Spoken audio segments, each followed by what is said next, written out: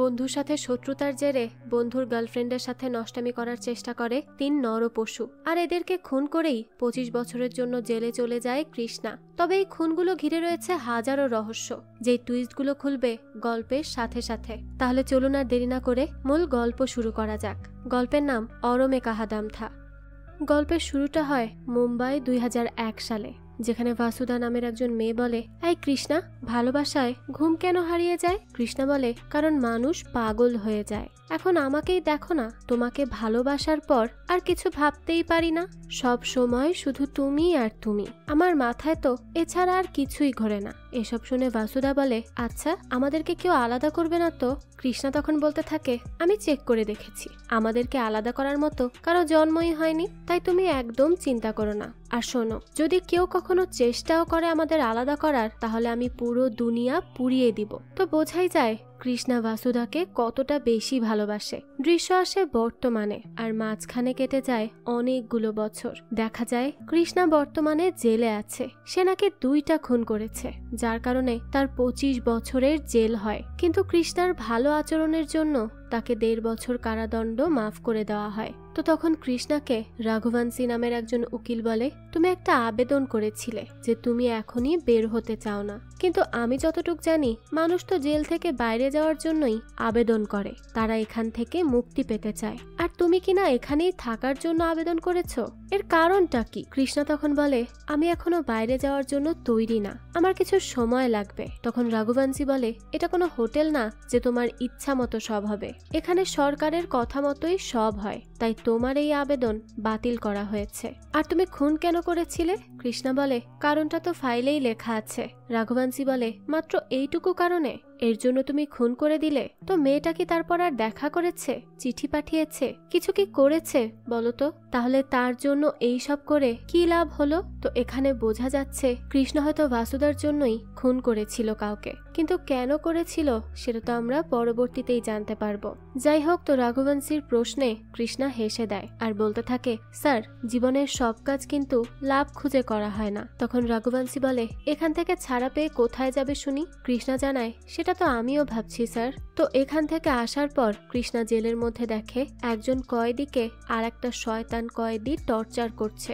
এটা দেখেই তো তার রক্ত গরম হয়ে যায়, তাই সে তার চোখের চশমাটা খুলে ইচ্ছে মতো মারধর করে তাকে, আর ওই কয়েদির অবস্থা একেবারেই খারাপ করে ফেলে। তো এরপরই কৃষ্ণাকে আলাদা জেলে রাখা হয়, আর পুলিশ অফিসার কৃষ্ণাকে বলে, আমি জানি তুই কেন বাইরে যেতে চাস না। কৃষ্ণা তখন বলে, আচ্ছা তাই নাকি, বলুন তো কেন যেতে চাই না? অফিসার বলে, আসলে তুই নিশ্চিত না যে তুই জেল থেকে বাইরে যাওয়ার পর ওই মেয়ে তোর সাথে কখনো দেখা করবে কিনা, তো এই কারণেই তুই জেল থেকে যেতে চাইছিস না। কৃষ্ণা বলে, না স্যার, আমি নিশ্চিত, আমি জানি কাল সে আমার সাথে জেলের বাইরে দেখা করতে আসবে না। তো কিছুক্ষণ পরই জিগ্নেশকে একজন অফিসার জানায়, তোমার বন্ধু কৃষ্ণা আজ মারামারি করেছে। তো তখনই জিগ্নেশ কৃষ্ণাকে কল করে আর অনেক বকাবকি করে। তো এরপরে কৃষ্ণা মাহেশ নামের একজনকে কল করে যে দুবাই থাকে। মাহেশ কল রিসিভ করার পরই কৃষ্ণা বলে, আমাকে কাল জেল থেকে ছেড়ে দিবে ভাই। এটা শুনে মাহেশ বলে, তাই নাকি, এটা কিভাবে হলো? কৃষ্ণা বলতে থাকে লম্বা গল্প,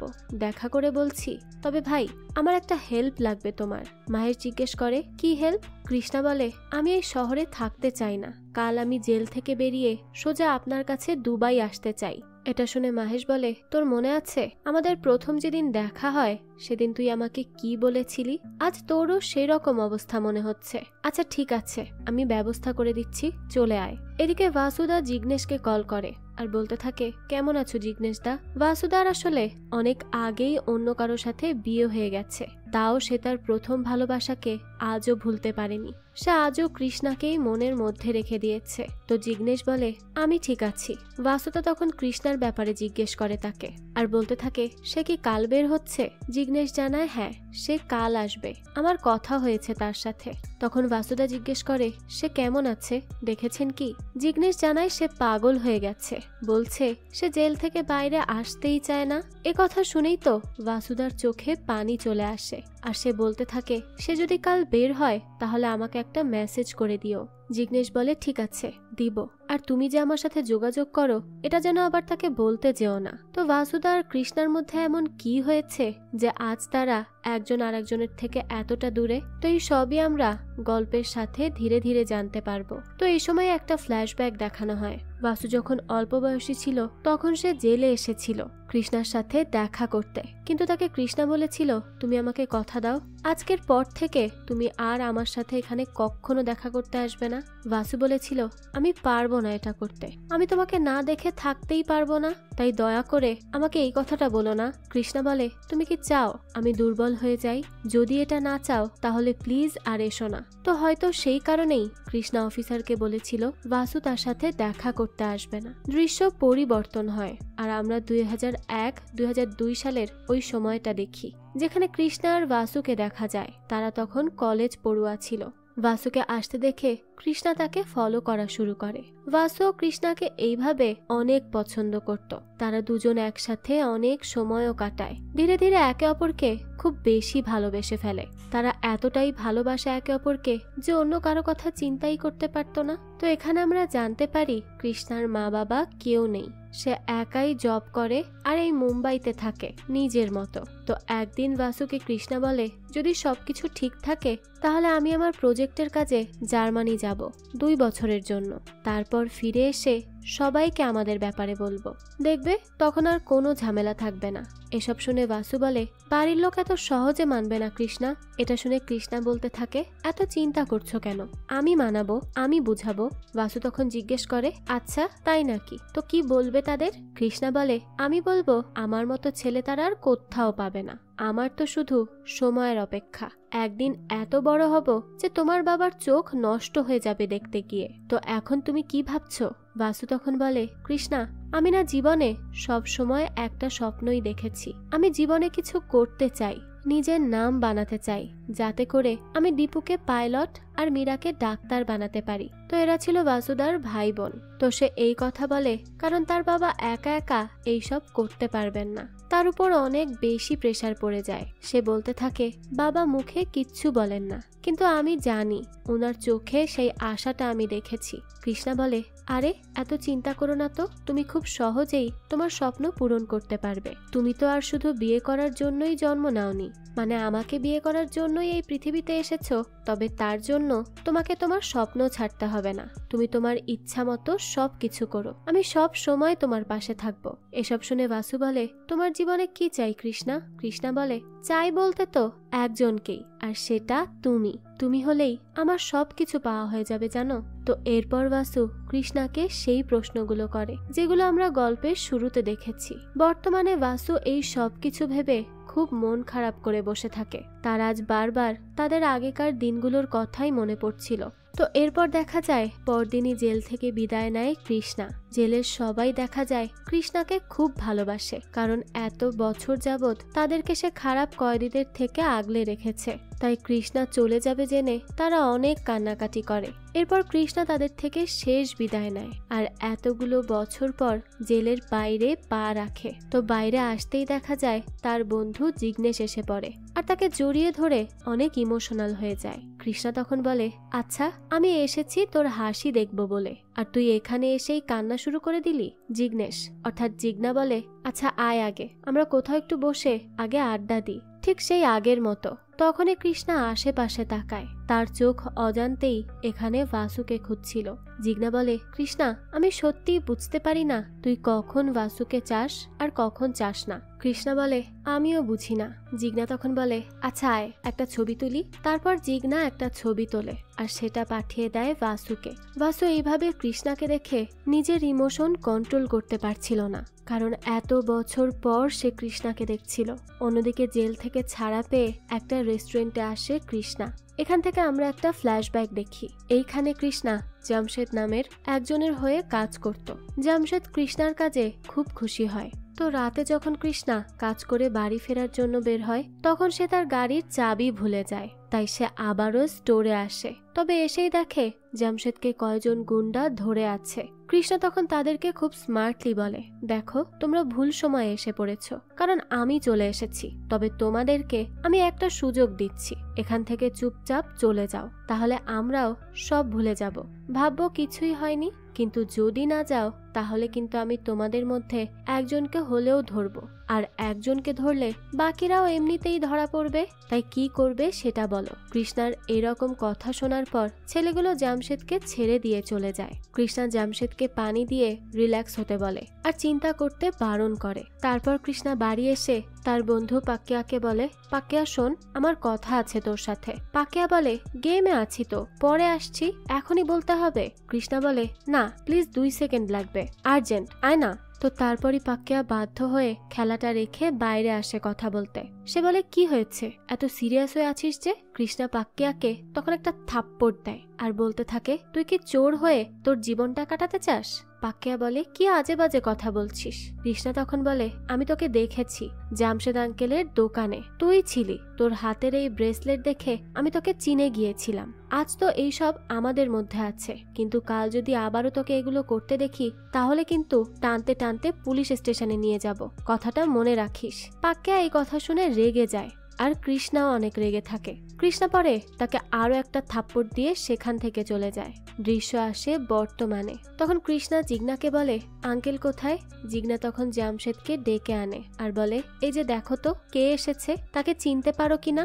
জামশেদ তো কৃষ্ণাকে চিনতেই পারছিল না, কারণ এত বছর হয়ে গেছে। তো পরে যখন জিগনা তাকে বলে, আঙ্কেল এটা কৃষ্ণা, তখন জামশেদও অনেক বেশি আবেগ আপ্লুত হয়ে যায়। সে বলতে থাকে, তুমি সেদিন না আসলে আমি হয়তো আজ থাকতামই না। কোথায় চলে গিয়েছিলে তারপর, আর কেন ফিরলে না কৃষ্ণা? আচ্ছা যাই হোক, এসো বসো, আমার এখানের চা খাবে। তো তারপর জামশেদ চা পাঠায় আর সেখানে জিগনা আর কৃষ্ণা বসে খেতে থাকে। জিগনা কৃষ্ণাকে বলে, দুবাই যেতে পাসপোর্ট লাগে, জানিস তো? কৃষ্ণা বলে, জানি তো।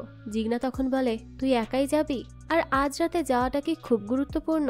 কৃষ্ণা বলে, হ্যাঁ, এখানে থেকে আমার কোনো ফায়দা নেই। জিগনা তখন বলতে থাকে, তুই কবে থেকে লাভ লস নিয়ে ভাবতে শুরু করলি বলতো? এসব তো আগে ভাবতি না। কৃষ্ণা বলে, যবে থেকে এটা বুঝতে পেরেছি যে কারো লসে কারো লাভ হয় তবে থেকেই এসব নিয়ে চিন্তা করি। তখন জিগনা তাকে জিজ্ঞেস করে, আচ্ছা শোন, তুই কি বাসুর ব্যাপারে কিছু ভেবেছিস? তো দেখা যায় কৃষ্ণা এই কথাটাকে পুরোপুরি ইগনোর করে। এরপর সে জিগনাকে বলে, সে যাওয়ার আগে একবার তাদের পুরাতন বাড়িটা দেখতে চায়, সেই রুমটা দেখতে চায় যেখানে সে থাকতো। তো জিগনাও তখন চলে যায় সেই ব্যবস্থা করতে। তখনই আমরা আরো একটা ফ্ল্যাশব্যাক দেখি, যেখানে কৃষ্ণাকে তার বস আজ জার্মানি যাওয়ার জন্য সিলেক্ট করেছে। এই কথা জানতে পেরে তো কৃষ্ণা প্রচন্ড খুশি হয়ে যায় আর তাড়াতাড়ি বাসুর কলেজে চলে আসে আর তাকে জানায়, তুমি বাড়ি কল করে দাও আর বলো আজ ফিরতে দেরি হবে। বাসু তখন বলতে থাকে, কিন্তু কালই তো বললাম, আজ আবারও বলবো? বাসায় কি বলবে বলো তো? কৃষ্ণা তখন বলে, আচ্ছা এইবার বলে দাও, বেশি দরকার। বাসু এরপর তার কথা মতো বাড়িতে কল করে আর বলে দেয় তার আসতে দেরি হবে, এক্সট্রা ক্লাস আছে। এসব দেখে কৃষ্ণা বলতে থাকে, বাহ বাসু, তুমি মিথ্যা তো খুব ভালো বলতে পারো। বাসু বলে, চুপ করো, ভালোবাসায় কোনো মিথ্যা হয় না। তো তারপর কৃষ্ণা বাসুকে নিয়ে একটা জায়গায় আসে আর বলে, বাসু, আমার এতদিনের স্বপ্ন পূরণ হতে যাচ্ছে, জানো আমাকে বস সিলেক্ট করেছে জার্মানির জন্য, এখন দেখবে সব ঠিক হয়ে যাবে। বাসুও তো এই কথা শুনে খুব খুশি হয়। তবে কৃষ্ণা যদি জার্মানি যায় তাহলে তো তাকে কৃষ্ণার থেকে 2টা বছর দূরে থাকতে হবে। এই কথা জানতে পেরেই সে আঁতকে ওঠে আর তার চোখে পানি চলে আসে। কৃষ্ণাও তখন তার খুশি এক সাইডে রেখে কান্না করতে থাকে আর বলতে থাকে, আমি তো ভুলেই গিয়েছিলাম তোমাকে ছাড়া আমায় 2 বছর থাকতে হবে। এটা তো ভুল হয়ে গেল, সব উল্টো হয়ে গেল বাসু।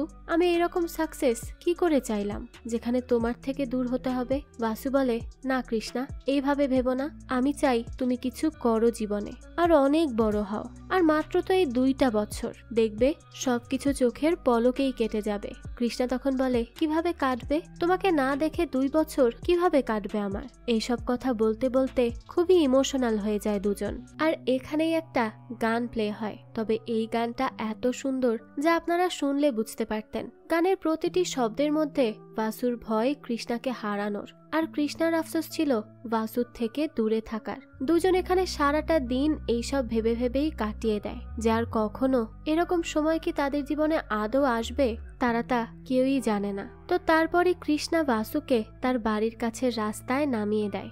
যদিও সে চাইছিল একেবারে বাড়িতে পৌঁছে দিতে, কিন্তু বাসু বলে কেউ দেখে নিলে সমস্যা হবে।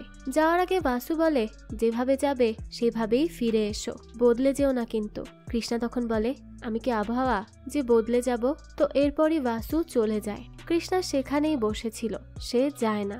বাসু যখন একা একা যাচ্ছিল তখনই দেখা যায় তাকে কিছু গুন্ডা তুলে নেয়, তার সাথে খারাপ কাজ করার চেষ্টা করে। তবে বাসুর এক ডাকেই কৃষ্ণা সেখানে চলে আসে, আর এখানে এসে সে এইসব দেখা মাত্রই অনেক বেশি রেগে যায়, আর ওখানে দুইজনকে একদম জানেই মেরে ফেলে। আর এটাই ছিল কৃষ্ণার জেলে আসার কারণ। বেচারা কোথায় যাওয়ার কথা ছিল জার্মানি, আর কোথায় জেলে থেকেই তার জীবনের কতগুলো বছর কাটিয়ে দিল। ভালোবাসার কতই না রূপ, কতই না পরীক্ষা হয়, এত কিছুর পরও মানুষ ভালোবাসে। যাই হোক, দৃশ্য আসে বর্তমানে, যেখানে কৃষ্ণা এইসব ভেবে ভেবে চা খাচ্ছিল। একটু পরই জিগনা এসে বলে চল, সব ব্যবস্থা করা হয়েছে। আজ প্রায় 22 বছর পর আবারও সেই পুরাতন সোসাইটিতে আসে কৃষ্ণা, যার প্রতিটা মোড়ে মোড়ে তার আর বাসুর স্মৃতিতে ঘেরা। কৃষ্ণা এসেই তার ঘরটায় যায়, যেখানে সে একটা বোর্ড খুলছিল আর কিছু আগে স্মৃতি মনে করছিল।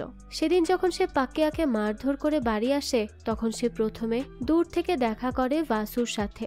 বাসু আর কৃষ্ণাকে এইভাবে দেখে পাকিয়া বুঝতে পারে এরা নিশ্চিত সম্পর্কে আছে, আর তারপরই সে তার ওই শয়তানি বুদ্ধি করে এবং বাসুর সাথে খারাপ কিছু করার চেষ্টা করে। আর পরবর্তীতে তো কৃষ্ণা জেলে যায় এই কারণে।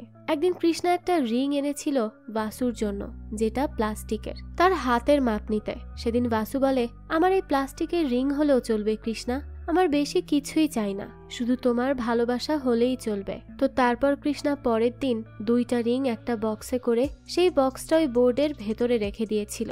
আজ এসে কৃষ্ণা সেই বোর্ডটা খোলে, কিন্তু সেখানে সে রিং এর বক্সটা পায় না। ওই সময় জিগনা আসে আর বলতে থাকে কৃষ্ণা তাড়াতাড়ি বাইরে আয়, দেখ কে এসেছে। কৃষ্ণার তো হৃদস্পন্দন বেড়ে যায়, সে বুঝতে পারে নিচে নিশ্চয়ই বাসুদা এসেছে। আর সত্যিই দেখা যায় বাসু আসে। একটু একটু করে কৃষ্ণা নিচে নেমে আসে। এত বছর পর তারা একে অপরকে দেখতে থাকে, অপলক দৃষ্টিতে তাকিয়ে থাকে দুজন দুজনের দিকে। তো এরপর কৃষ্ণা এসে বলে কেমন আছো? বাসু তখন রিং এর বক্সটা দিয়ে বলে এটাই খুঁজছো তো? আসলে এর ভেতরে থাকা আর একটা রিং আমি হারিয়ে ফেলেছি। কৃষ্ণা তখন হেসে দেয় আর বলতে থাকে মিথ্যাটা তুমি আজও খুব ভালোই বলতে পারো। এরপর কৃষ্ণা আর বাসু গাড়িতে বসে কোথাও চলে যায়। তখন উপর থেকে জিগনা তাদেরকে দেখে সে নিজেও ইমোশনাল হয়ে পড়ে। তারপর দেখা যায় বাসু কৃষ্ণাকে সেই জায়গায় নিয়ে আসে যেখানে তারা আগে দেখা করত। বাসু বলে তোমার এই জায়গাটা পছন্দ ছিল, তাই ভাবলাম প্রথমে এখানেই নিয়ে আসি। কৃষ্ণা বলে ভালোই ভেবেছ। এরপর বাসু জিজ্ঞেস করতে থাকে তো কি আজ রাতেই দুবাই যাচ্ছ? কৃষ্ণা জানায় হ্যাঁ। বাসু বলে আমার সাথে দেখা না করেই চলে যাচ্ছিলে? উত্তরে কৃষ্ণা বলতে থাকে চেষ্টা করছিলাম, যদিও আমার দ্বারা হচ্ছিল না, কিন্তু তাও চেষ্টা করছিলাম। বাসু বলে তো কেমন আছো? কৃষ্ণা উত্তর দেয় কনফিউজড, ভালো আছি নাকি খুব বেশি ভালো আছি তা বলতে পারছি না।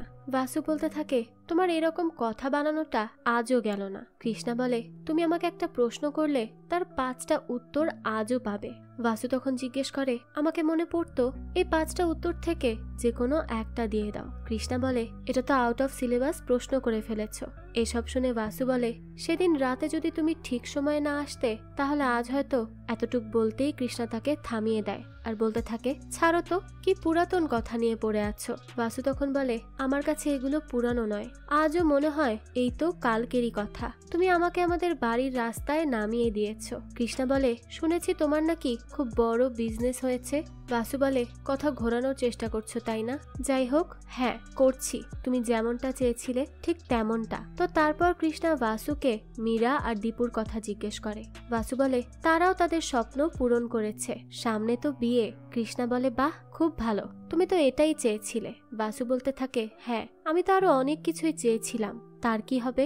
এই কথার আর কোনো উত্তর দিতে পারে না কৃষ্ণা। তখনই মৃণাল কল করে। তখনই তাকে বকাবকি করে কল রেখে দেয় বাসু। আর আজকের জন্য যেন বাসুকে কেউ কল না করে সেটাও বলে দেয়। কৃষ্ণা তখন বলে ইমার্জেন্সিও তো হতে পারে, এইভাবে বকলে যে। বাসু বলে দেখো তুমি সব সময় অন্যের জন্যই ভাবতে থাকো। এই সময় কৃষ্ণা জিজ্ঞেস করে তোমার হাজবেন্ড?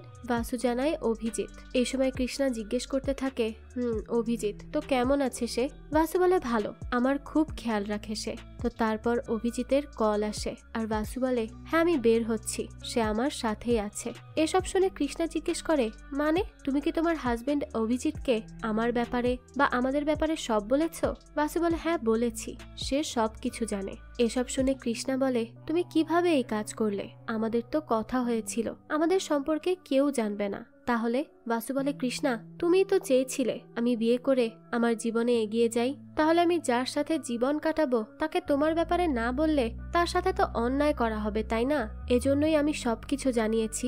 কৃষ্ণা বলে না আমি এটা করতে পারবো না বাসু, প্লিজ। বাসু তখন বলে সব পারবে, সব হয়ে যায় কৃষ্ণা, চলো অভিজিৎ আমাদের জন্য অপেক্ষা করছে। তো তারপর দেখা যায় বাসু কৃষ্ণাকে অভিজিতের বাড়ি নিয়ে আসে। এরপর সে ভেতরে যায় কৃষ্ণাকে বসিয়ে রেখে। কৃষ্ণা তখন অভিজিতের সাথে কথা বলতে দেখে সেই উকিল রাঘুবংশীকে। আর এটা দেখে সে ভালোভাবেই বুঝতে পারে যে তার 1.5 বছরের শাস্তি অভিজিৎই কমিয়েছে। তো অভিজিৎ এসে বলে তো তুমিই কৃষ্ণা? আমি অভিজিৎ, চলো কোথাও বসে কথা বলি। তো এরপর সে বাসুকে ডাকে আর বলতে থাকে বাসু কোথায় তুমি? তখন বাসু রুম থেকে বলে আমি আসছি। বাসু সেই রিংটাকে যত্ন করে তার আলমারিতে তুলে রাখে। এদিকে বাইরে কৃষ্ণা আর অভিজিৎ বসে আছে। অভিজিৎ বলে সব ঠিক আছে তো? কৃষ্ণা বলতে থাকে ঠিক আছে, আর আপনাকে ধন্যবাদ। এটা শুনে অভিজিৎ বলে কেন আমাকে ধন্যবাদ দিচ্ছেন কেন? এর উত্তরে কৃষ্ণা বলে আপনিই তো আমার অ্যাপ্লিকেশনটা রিজেক্ট করিয়েছেন তাই না, আর সে কারণেই আজ আমি বাইরে এসেছি, আমি সবই বুঝতে পারছি। তখন অভিজিৎ বলে আর এই কথাটা আমার আর তোমার মধ্যে থাকাটাই ভালো, তাহলে কমপ্লিকেশনস তৈরি হবে না। কৃষ্ণা তখন বলে সরি, আপনি তো সেই ভুল করে ফেলেছেন, কারণ আমাকে এখানে ডেকে কমপ্লিকেশনস তো ইতিমধ্যেই হয়ে গেছে। অভিজিৎ বলে শোনো কৃষ্ণা, ভুলেরও একটা নিয়ম আছে, কখনো কখনো ভুল করতেই হয়। তো তারপর বাসু আসে এখানে আর সে অভিজিতের পাশে বসে। এই বিষয়টা যদিও একটু অদ্ভুত, কারণ একজন মানুষ তার জীবনের সবটা শেষ করে ফেলেছে একটা মেয়ের জন্য, এখন তাকে ডেকে এনে এসব দেখিয়ে একটা মানসিক নির্যাতন না করলেও হয়তো হতো। যাই হোক, অভিজিৎ কৃষ্ণাকে বলে আমাদের যখন 12 বছর আগে বিয়ে হয় তখন বাসু আমাকে তোমার ব্যাপারে বলে। আমাকে বাসু বলেছে সেই ঘটনার ব্যাপারে, যে কিভাবে তুমি তোমার জীবনকে ঝুঁকিতে রেখে বাসুকে প্রোটেক্ট করেছিলে। আমাকে তো বাসু বিয়ে করেছে এই শর্তে যে তুমি জেল থেকে বের হলে সে দেখা করবে। কৃষ্ণা, আজ আমার জীবনের সবচেয়ে গুরুত্বপূর্ণ মানুষটা আছে শুধুমাত্র তোমার জন্য, তার জন্য আমি তোমার কাছে শুকরিয়া আদায় করছি। এসব শুনে কৃষ্ণা হেসে দেয় আর বলতে থাকে আজ সকালেই আমি একজনকে বলছিলাম কারো ক্ষতিতে কারো লাভ অবশ্যই হয়। এটা শুনে বাসু বলে অভিজিৎ, কৃষ্ণা দুবাই চলে যাচ্ছে। এটা শুনে অভিজিৎ বলতে থাকে সত্যি নাকি? আমি তো আরো ভেবেছিলাম কিভাবে এই সিচুয়েশন সামলাবো। সত্যি বলছি আমি খুব ইনসিকিউরিটিতে ছিলাম। তো এইসব বলে অভিজিৎ হাসতে থাকে। তো তারপরে অফিস থেকে কল আসে মৃণালের, আর কলে কথা বলার জন্য বাসু সেখান থেকে উঠে চলে যায়। তখন কৃষ্ণা বলে আমাকে কত বছর ধরে জেল থেকে বের করার চেষ্টা করছিলেন? অভিজিৎ জানায় এই তো 5 বছর। তোমার ঝগড়া করার আচরণকে ভালো আচরণ বলে খবরের কাগজে ছাপাতে হয়েছে, তারপর বিভিন্ন রকম কাজ তো আছেই, আর তুমি মাঝখানে জেলও বদলেছিলে, তাই একটু দেরি হয়েছে। তখন কৃষ্ণা বলে এসব কি বাসু জানে? অভিজিৎ বলে সবকিছু জানিয়ে কি হবে, কাজ করার কথা করেছি। আর শেষ হলো তখনই বাসু সেখানে আসে আর বলতে থাকে আমাকে একটু অফিসে যেতে হবে, মৃণাল কল করেছে, কিছু ইমার্জেন্সি আছে, তোমরা কথা বলো, আমি তাড়াতাড়ি চলে আসছি। তো তারপর কৃষ্ণাকে অভিজিৎ বলে তোমার এই দুবাই যাওয়ার আইডিয়াটা ভালোই, সবার জন্য ভালো। কৃষ্ণা বলে পুরাতন যা আছে সেগুলো ভুলে মুভ অন করাই ভালো আমাদের। অভিজিৎ বলে হ্যাঁ, এই জন্যই তো তোমার সাথে দেখা করতে চেয়েছি। আচ্ছা বলো তো কি হয়েছিল সেই রাতে? আমাকে তো বাসু বলেছে, কিন্তু তাও আমি তোমার মুখ থেকে সম্পূর্ণ কাহিনীটা শুনতে চাই। আমি যেদিন বাসুর কাছে এই কাহিনী শুনি সেদিনই সিদ্ধান্ত নিয়েছিলাম তোমাকে একবার হলেও জিজ্ঞেস করব, তাই বলো প্লিজ আমাকে সেই রাতে কি হয়েছিল। তো তারপর আমরা আবারও সেই রাতের ফ্ল্যাশব্যাক দেখি। বাসুকে যেই 3 জন নিয়ে যায় তাদের মধ্যে একজন ছিল কৃষ্ণারই বন্ধু পাক্কিয়া। 2 জনকে কৃষ্ণা খুন করলেও পাক্কিয়া পালিয়ে যায়। তো তারপরে বাসু চলে আসে কৃষ্ণার কাছে আর তাকে বলে, কৃষ্ণা বিশ্বাস করো আমি কিচ্ছু করিনি, আমি তো বাড়ি যাচ্ছিলাম, হঠাৎ করে এরা আমাকে এখানে টেনে নিয়ে আসলো, আমার কোনো দোষ নেই কৃষ্ণা। কৃষ্ণা তখন বলে, বাসু আমার কথা শোনো, তুমি এখানে কিচ্ছু দেখোনি, তাই তুমি চুপচাপ বাড়ি চলে যাবে আর সব কিছু ভুলে যাবে এখানে যা যা হয়েছে। কিন্তু বাসু তো কিছুতেই রাজি হয় না। তখন কৃষ্ণা বলে, বোঝার চেষ্টা করো, আমার হাতে এখানে মার্ডার হয়ে গেছে, আমি চাই না কোনোভাবে তোমার নাম এখানে জড়িয়ে পড়ুক, তাই প্লিজ বাসু চলে যাও। তো তারপর বাসুকে যাওয়ার সময় আবারও ডাক দিয়ে কৃষ্ণা বলে, বাসু কাল আর আমি তোমার সাথে দেখা করতে পারবো না। এরপরই বাসু আর কৃষ্ণা দৌড়ে এসে একে অপরকে জড়িয়ে ধরে আর অঝরে কাঁদতে থাকে। কিভাবে যেন সবকিছু ওলট পালট হয়ে গেল। কয়েক মিনিট আগেও যেন সব একেবারে ঠিকই ছিল আর এখন তাদের জীবনটাই হয়ে গেল এলোমেলো। যাই হোক, তো তারপরই বাসুকে যেতে বলে কৃষ্ণার লাশ নিয়ে বাইরে চলে আসে আর তারপরই সে ধরা পড়ে। দৃশ্য আসে বর্তমানে, যেখানে কৃষ্ণা বলে, আমার একটাই সমস্যা অভিজিৎ, আমি আগে কাজ করি তারপর ভাবি, এটাই আমার জীবনের সবচেয়ে বড় সমস্যা। অন্যদিকে বাসুকে জিগনা কল করে বলে, কৃষ্ণা কি তোমার সাথে? আমি তাকে এয়ারপোর্টের জন্য নিয়ে যাব। বাসু তখন জানায় সে তো অভিজিতের সাথে আছে, আমি একটু অফিসে এসেছি, ভাই তুমি একটু লেট করে আসবে, আসলে আমার তার সাথে সম্পূর্ণ কথা হয়নি। তখন জিগনা বলে, আমি 1 ঘন্টা পর আসছি, হবে এতে? বাসু বলে, ঠিক আছে। তো তারপর জিগনা কল করে অভিজিৎকে আর বলতে থাকে, অভিজিৎ ভাই কেমন আছো? অভিজিৎ বলে, হ্যাঁ ভালোই। তো জিগনা তখন বলতে থাকে, ভাই কৃষ্ণার কাছে কলটা দিতে পারবে? তো এরপর অভিজিৎ কৃষ্ণাকে মোবাইলটা দেয় আর জিগনা বলে, এই তুই ওখানে কি করছিস? তোর কি মাথা খারাপ হয়ে গেছে? আর আমি আসছি, তোকে নিতে আসছি, ততক্ষণ দয়া করে মাথা ঠান্ডা রাখিস, তাকে আবার কিছু নিয়ে কিছু বলতে যাস না যেন, তোর তো কোনো ঠিক নেই। কৃষ্ণা তখন বলে, হ্যাঁ হ্যাঁ ঠিক আছে, কল রাখ। তো তারপর কৃষ্ণা অভিজিৎকে সরি বলে। তখন অভিজিৎ বলে, না না ঠিক আছে, আমি আজও সেই রাতের কথা ভাবলে মনে করতে পারি, সেই রাতে তুমি ছিলে এই লড়াইয়ে আর আমি ছিলাম একটা ডিস্কো পার্টিতে। কতই না অদ্ভুত জীবন, তাই না? আজ থেকে 22 বছর আগে তোমার কাছে ক্যারিয়ার ছিল, স্বপ্ন ছিল আর বাসুও ছিল, তোমার ভালোবাসা, কিন্তু দেখো আজ তোমার কাছে কিচ্ছু নেই, তুমি একদম নিঃস্ব হয়ে গেছো।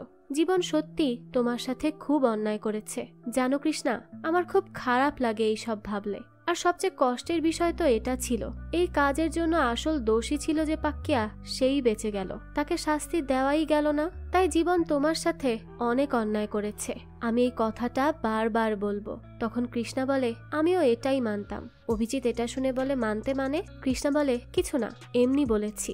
যাই হোক, তো এরপর অভিজিৎ বলতে থাকে, তাহলে বলো কেন বললে এই কথা?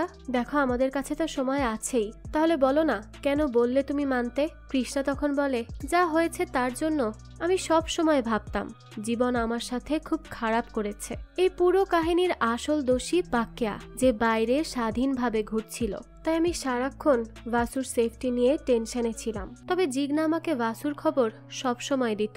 অনেক বছর কেটে যায়, আপনাদের বিয়ের খবরও পাই আমি, কিন্তু তা আমার মন থেকে ভয় যাচ্ছিল না পাক্কিয়াকে নিয়ে। অভিজিৎ বলে, তারপর? কৃষ্ণা বলে, আপনি বলেছিলেন না যে রাতে আমাদের সাথে এত বড় দুর্ঘটনা হয়, সে রাতে আপনি দিল্লির কোথাও পার্টি করছিলেন, তাও তো আজ আমরা মিলেছি। জীবনের ইচ্ছা ছিল, তাই হয়তো অজানার মধ্যেও আজ অনেক কিছু চিনতে হয়েছে। সেই রকমই 2013-র কথা, আমি জেলে বসে এটা জানতামই না থাইল্যান্ডে বসে থাকা মাহেশ আমার সবচেয়ে বড় সমস্যার সমাধান করবে। অভিজিৎ বলে, মাহেশ ওই যে গ্যাংস্টার? কৃষ্ণা বলে, হ্যাঁ, মাহেশ দেসাই, যে ওয়ান্টেড ক্রিমিনালের মধ্যে একজন ছিল। তাকে মুম্বাই পুলিশ অবশেষে ধরতে সক্ষম হয়। তবে মাহেশের অনেক শত্রু ছিল।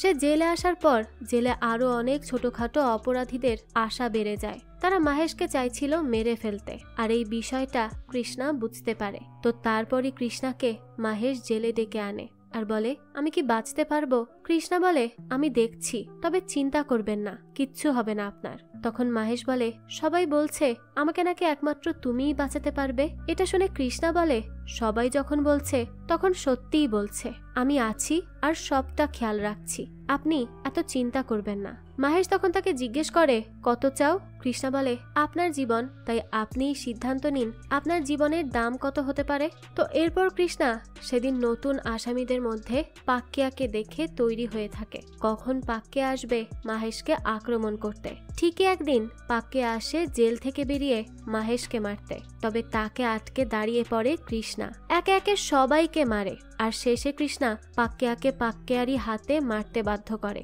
এভাবেই সে তার আর বাসুর জীবন লন্ডভন্ড করার প্রতিশোধ নেয়। দৃশ্য আসে বর্তমানে, যেখানে কৃষ্ণা অভিজিৎকে বলে, পাক্কিয়াকে মারার পর আমার সেই কষ্টগুলো চলে যেতে থাকে, আমার মন থেকে একটা ভারী বোঝা নেমে যায়। ঠিক যেভাবে আপনি বললেন কাজ করো আর শেষ করো, ঠিক তেমনি আমি যেই শান্তি পেয়েছি আর সেটাও ছিল বাসুকে সেফটি দিয়ে, সেটা আর কোনো কিছুর সাথে তুলনা করা যায় না। আর এটা কারো জানার প্রয়োজন নেই, আমার মধ্যে থাকাটাই অনেক। তো তারা কথা বলছিল, তখনই সেখানে বাসু চলে আসে আর সেই সমস্ত কথা শুনে নেয়। তো অভিজিৎ বলে, তো এই দুবাই ট্রিপ মাহেশ দেসাইয়ের প্রাণ বাঁচানোর পেমেন্ট, তাই তো? কৃষ্ণা উত্তর দেয়, জি। তখন অভিজিৎ বলে, কৃষ্ণা আমি তোমার কাছে আজীবন কৃতজ্ঞ থাকব। তুমি আমার জন্য যা করেছো আমি তার কোনো দাম ঠিক করব না, কিন্তু জীবনে যদি কখনো আমাকে প্রয়োজন হয় তাহলে আমাকে তুমি নির্দ্বিধায় বলে দিও, আমি তোমার জন্য যে কোনো কিছু করতে রাজি আছি। তো তারপরই জিগনার কল আসে, তাকে এয়ারপোর্টে যেতে হবে। কৃষ্ণাও তখন অভিজিতের থেকে বিদায় নিয়ে নেয় আর যাওয়ার আগে বলে, আপনি বলেছিলেন আপনি ইনসিকিউরিটিতে ভরা মানুষ, কিন্তু আমি আমার জীবনে আপনার মতো সিকিউর মানুষ দেখিনি। তো এরপরই কৃষ্ণা বেরিয়ে পড়ে। তখন বাসুও তার সাথে নিচে যায় কিছু বাকি থাকা কথা বলতে। অভিজিৎ তখন ড্রিঙ্ক করতে থাকে আর নিজে নিজেই বলতে থাকে, ভাই সাহেবের মনে হয় আমি নাকি ইনসিকিউর মানুষ না। তো এরপর সে বারান্দায় দাঁড়িয়ে দেখে বাসু কৃষ্ণাকে জড়িয়ে ধরেছে। তো এরপরই কৃষ্ণা চলে যায় বাসুকে বিদায় জানিয়ে। যাওয়ার পথে জিগনা বলে, সব ঠিক আছে তো কৃষ্ণা? কৃষ্ণা বলে, সবই ঠিক আছে। তো এরপর জিগনা জিজ্ঞেস করে, আমি একটা গান চালাই? কৃষ্ণা তখন বলে, তোর শুনতে ইচ্ছা করলে চালা, আমাকে কেন জিজ্ঞেস করছিস? জিগনা তখন বলে, কৃষ্ণা যদি তুই একবার বাসুকে বলতি তাহলে হয়তো বাসু তোর জন্য অপেক্ষা করতো রে। কৃষ্ণা তখন বলে, হয়তো সে অবশ্যই আমার জন্য অপেক্ষা করত, আমি জানি, এখানে কোনো সন্দেহই ছিল না। কিন্তু জীবন সবসময় প্রশ্নই করে এমন না, বরং উত্তরও দেয়। জেলে যখন আমার 1 সপ্তাহ হয় তখন বাবু নামের একজনের সাথে আমার পরিচয় হয়। তো সে কৃষ্ণাকে বলছিল জেলে বাঁচতে হলে গ্যাংয়ে জয়েন করতে হয়। বাবু এসব বলতে বলতেই তাকে একজন এসে মেরে দেয়। আর কৃষ্ণা সেদিন বুঝতে পারে সে এখানে যে কোনো সময় মরতে পারে, তাই তার জীবন নষ্ট হয়েছে তো কি হয়েছে, সেজন্য তো সে বাসুর জীবন নষ্ট হতে দিবে না। তাই সে এরকম সিদ্ধান্ত নেয় আর বাসুকে মুভ অন করতে বাধ্য করে। এরপর থেকে জেলে প্রতিদিন ঝগড়া মারামারি করতে করতে কৃষ্ণা সবার ভয়ের কারণ হয়ে যায়, শুধুমাত্র বেঁচে থাকার খাতিরে। দৃশ্য আসে বর্তমানে, যেখানে বাসু এসে অভিজিৎকে বলে, তুমি কৃষ্ণার সাথে একা কথা বলতে চাইছিলে যখন, তখন আমাকে বললেই তো পারতে, এভাবে অফিসের বাহানায় আমাকে কেন দূর করেছিলে? অভিজিৎ তখন সরি বলে। তারপর সে বলে, আমি তাকে সেই রাতের ব্যাপারে জিজ্ঞেস করছিলাম, কারণ আমার জানার খুব ইচ্ছা ছিল কি হয়েছিল আসলে। বাসু তখন জিজ্ঞেস করে, সে কি বলেছে? অভিজিৎ তখন বলে, তুমি যেমনটা বলেছ তেমনটাই বলেছে সে, তবে আমি জানি আসলে ওই রাতে ঠিক সেরকম কিছুই হয়নি, তাই না বাসু? আজ বলেই দাও না কি হয়েছিল আসলে সেই রাতে, সত্যিটা কি বাসু? আমার ভেতরের সমস্ত প্রশ্নগুলোর উত্তর আজ দিয়েই দাও প্লিজ। তো এইবার আমরা সেই রাতের আসল কাহিনীটা দেখি। বাসু যখন কৃষ্ণাকে বিদায় জানিয়ে যাচ্ছিল তখনই কাহিনী মতো পাক্কিয়া তার আরো 2 জন সঙ্গীকে নিয়ে তুলে নিয়ে যায় বাসুকে। এই সব কিছু একই রকম থাকলেও কাহিনী বদলে যায় এইখানে, যেখানে আমাদেরকে দেখানো হয়েছিল যে খুন করেছিল কৃষ্ণা, কিন্তু আদতে এই 2 খুন হয়ে যায় বাসুর হাতে। হ্যাঁ, বাসুই হচ্ছে আসল খুনি, যে কিনা বাঁচতে গিয়ে নিজের হাতে 2 জনকে মেরে ফেলে। আর পাক্কিয়া তখন সেখান থেকে পালিয়ে যায়। আর কৃষ্ণা পাক্কিয়াকে দেখে তাড়াতাড়ি সেই গোডাউনে আসে। আর এখানে এসে এইভাবে বাসুকে দেখে সে বলে, বাসু তুমি যাও, আর কাউকে কিচ্ছু বলার প্রয়োজন নেই। তখন বাসু বলে, কৃষ্ণা আমি কিচ্ছু করিনি, বিশ্বাস করো, আমি শুধু নিজেকে বাঁচাতে চেয়েছি। এসব শুনে কৃষ্ণা বলে, আমি জানি বাসু, তাই প্লিজ যাও এখান থেকে, কারণ এটা মার্ডার কেস, তোমার নাম এখানে আসুক আমি এটা কোনোভাবেই চাই না, প্লিজ যাও, আমি সবটা দেখে নিচ্ছি। বাসু বলতে থাকে, কৃষ্ণা এটা তো আমার দোষ, তাহলে তুমি কেন? কৃষ্ণা বলে, তুমি আর আমি কি আলাদা? শাস্তি তুমি পাও বা আমি পাই, ব্যাপারটা তো একই, তাই না? আর তুমি জেলে গেলে আমি এমনিতেও বাঁচতে পারবো না। তাছাড়াও আমার তো মা বাবা কেউ নেই, কিন্তু তোমার তো সব আছে। বোনদের স্বপ্ন আছে, নিজের স্বপ্ন আছে, তাই তোমাকে যে ঠিক থাকতেই হবে বাসু, আমার দিব্যি। তুমি এই ব্যাপারে আর ভাববে না, আজকে যা হয়েছে সব ভুলে যাবে আর এখান থেকে এক্ষুনি চলে যাবে। তো কৃষ্ণাই সেদিন জোর করে বাসুকে সেখান থেকে বের করে, আর পরে সে নিজের কাঁধেই এই খুনের দায় নিয়ে জেলে চলে যায়। দৃশ্য আসে বর্তমানে, যেখানে বাসু বলে, এমন কোনো দিন যায়নি যখন আমি নিজেকে দোষী বলিনি। কেন যে সেদিন আমি কৃষ্ণার কথায় রাজি হলাম, তার জীবনটা আমার জন্যই শেষ হয়ে গেল। আসলে আমার অভ্যাস ছিল কৃষ্ণার বলা প্রতিটা কথা সবসময় শোনা, তাই হয়তোবা সেদিন আমি তার কথা অমান্য করতে পারিনি। কিন্তু এরপরও আমি কৃষ্ণার সাজা শোনার পর জেলে চলে যাই দেখা করতে। তখন ফ্ল্যাশব্যাকে দেখা যায় বাসু কৃষ্ণাকে বলে, তুমি আমাকে মিথ্যা বলেছিলে কিছু মাসের ব্যাপার, কিন্তু 25 বছর। কৃষ্ণা বলে, দেখো ডাবল মার্ডার তো আমার হিসেবে একটু ভুল হয়েছিল, আর তুমি আমাকে প্রমিস করো আজকের পর তুমি কখনো আমার সাথে দেখা করতে আসবে না। বাসু তখন বলে, না কৃষ্ণা, এটা ঠিক হচ্ছে না, এটা আমি করতে পারবো না। কৃষ্ণা তখন বলে, তুমি কি চাও আমি দুর্বল হয়ে যাই? যদি না চাও তাহলে দয়া করে আর আসবে না। আর আমি চাই তুমি বিয়ে করো, নিজের স্বপ্ন পূরণ করো, বোনদেরকে বড় করো, আর অনেক অনেক নাম কামাও, তাহলে আমি তোমার সব স্মৃতি আঁকড়ে বাকিটা জীবন কাটিয়ে দিতে পারবো। দেখো বাসু, আমি এত কিছু করেছি তো শুধুমাত্র তোমার জন্যই, তাই এই ত্যাগ তুমি নষ্ট হতে দিও না। প্লিজ বাসু, আমার কথা মেনে নাও, তুমি মুম্বাই ছেড়ে চলে যাবে আর নতুন ভাবে সবকিছু শুরু করবে। মনে রেখো, তুমি যদি নিঃশ্বাস নাও তাহলে আমিও বেঁচে থাকবো। দৃশ্য আসে বর্তমানে, যেখানে অভিজিৎ বলে, কৃষ্ণা কবে ফিরে আসবে? তারপর আমরা আর একটা ফ্ল্যাশব্যাক দেখি, যেখানে নিচে কৃষ্ণা যাওয়ার আগে কিছু কথা বলে। বাসু তাকে জিজ্ঞেস করে, তুমি কি আর দুবাই থেকে ফিরবে না? কৃষ্ণা বলে, না। বাসু তখন বলে, যদি আমি ডাকি তাহলেও না? কৃষ্ণা তখন বলে, তুমি ডাকবেই না? এই সময় বাসু বলতে থাকে, যদি সত্যি ডাকি তখন কি করবে? এর উত্তরে কৃষ্ণা বলে, দেখো তোমার অভিজিৎ খুব ভালো একজন মানুষ, আর আমি সত্যিই খুশি তোমাদের দুজনকে একসাথে দেখে। এখন সবকিছু পেছনে রেখে তার সাথে মন থেকে এগিয়ে যাও। এসব শুনে বাসু বলে, কৃষ্ণা, আমার জন্য তোমার জীবনটা এলোমেলো হয়ে গেল, একেবারে নষ্ট হয়ে গেল। কৃষ্ণা তখন বলে, না, এখানে তোমার জন্য কিছুই হয়নি, আমি আমার জন্য সব করেছি, বাঁচতে হলে আমাকে এসব করতেই হতো। এই সময় বাসু বলে, একটা আফসোস আজীবন থেকে যাবে যে আমি তোমার হতে পারিনি। কৃষ্ণা বলে, তুমি তো আমার পরিস্থিতি হয়ে গিয়েছো, আর কি চাই বলো? আর তোমার যে স্মৃতি আমার কাছে আছে তা নিয়েই আমি আমার পুরোটা জীবন কাটিয়ে দিতে পারবো। তুমি ভালো আছো, এর চেয়ে বেশি তো আমি আর কিছুই চাইনি জীবনে। আর আজ আমি তোমাকে এভাবে দেখে অনেক খুশি হয়েছি। এতগুলো বছর পর তোমাকে তোমার যোগ্য জায়গাতে দেখেছি, তুমি আমার কথা মতো সব করেছো, তাও দেখেছি। বাসু তখন পুরনো সব কথাগুলো মনে করে, আর নিজের ইমোশন সে আর কন্ট্রোল করে রাখতে পারে না, তাই সে কৃষ্ণাকে জড়িয়ে ধরে। তখন কৃষ্ণা বলে, বারান্দা থেকে অভিজিৎ দেখছে। এটা শুনে বাসু বলে, আমি জানি। তো তারপর কৃষ্ণাকে বাসু বলে, একটা কথা বলি, তুমি এখন একটু নিজের জন্য বাঁচতে শেখো প্লিজ, তাহলে আমার খুব ভালো লাগবে। কৃষ্ণা বলে, তোমার ভালো লাগলে অবশ্যই করব। শেষবারের মতো কৃষ্ণা বাসুর থেকে বিদায় নিয়ে চলে যায়, আর ব্যাকগ্রাউন্ডে তখন সেই গানটা বাজে। তাদেরকে আবারও আলাদা হওয়াটা খুব জরুরি ছিল? আবারও একে অপরকে হারানো, ভেঙে যাওয়াটা, এটা কি সত্যিই প্রয়োজন ছিল? হ্যাঁ, জীবনের সবসময়ই নিজের আলাদা একটা পরিকল্পনা থাকে, যার কাছে কোনো উত্তর, কোনো প্রশ্নের জায়গা নেই। কৃষ্ণা আর বাসুও সেই মতো চলতে থাকে। কৃষ্ণা তার জীবনের সবকিছু দিয়ে বাসুর জীবনটাকে সুন্দর করে দেয়। কৃষ্ণা বলেছিল তাদেরকে আলাদা যেই করতে চাইবে তাকে সে ছাড়বে না। আজ তাদের আলাদা করার কারণটা কিন্তু সে নিজেই, তাই সে নিজেই নিজেকে ধ্বংস করে দিয়ে চলে যায়। দৃশ্য আসে বর্তমানে। অভিজিৎকে বাসু বলে, আমি জানি তুমি ভাবছো মানুষ ভালোবাসে সেটা বলতে পারে, কিন্তু কৃষ্ণা সেটা করেও দেখিয়েছে, বিনা শর্তে, বিনা চাওয়া পাওয়ায়। আর এখানেই গল্পটা শেষ হয়ে যায়। এই গল্প নিয়ে আসলে আলাদাভাবে বলার কিছুই নেই, পুরোটাই ছিল অনেক বেশি ইমোশনাল। একমাত্র এই গল্পটা দেখার পর তবেই এই ব্যাপারটা ফিল করা সম্ভব। ভালোবাসা আসলেই অদ্ভুত একটা জিনিস। এই ভালোবাসার জন্যই মানুষ কত কি করে ফেলে। এই গল্পটা সেই সত্যিকারের ভালোবাসারই উদাহরণ। যাই হোক, এই তো ছিল আজকের গল্প।